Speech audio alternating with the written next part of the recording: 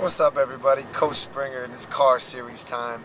Uh, Feeling very motivated right now, feeling very energized. Just got off the phone with an amazing person, Carl Eppolito. Shout out to Carl. Had a great conversation, and man, I mean, the things we threw around, you could probably have about 16 car series of everything we talked about. Started off as like a half an hour interview, and we just went into it. I'd say almost 2 hours just talking about a lot of great things.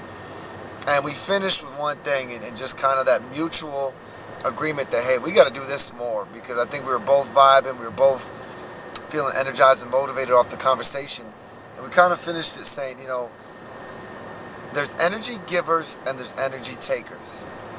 And it really just comes down to what are you in life? Are you a person who gives energy to everything you do? Are you a very optimistic approach to life? Are you very energetic about what you do? Are you self-motivated? Are you passionate? And I think that's where the energy really comes from, is passion, personally. Um, but are you an energy giver or are you an energy taker? And there's a lot of energy takers out here.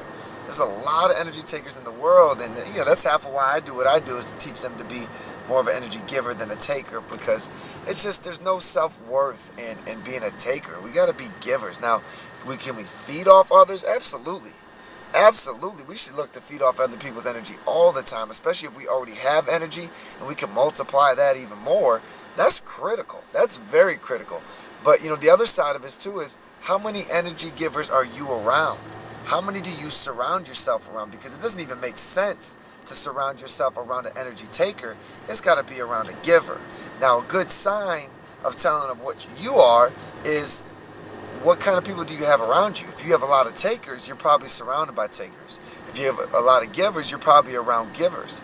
Because birds of a feather flock together, that old saying. And that's why, man, I really vibed off our conversation, because it was just, I was pouring in energy, he was pouring in energy, and it was just like both of us pouring tons of gasoline on a huge fire. And it just built up, and I think really feel we both left that phone call feeling really good about our situations in life and just everything in general.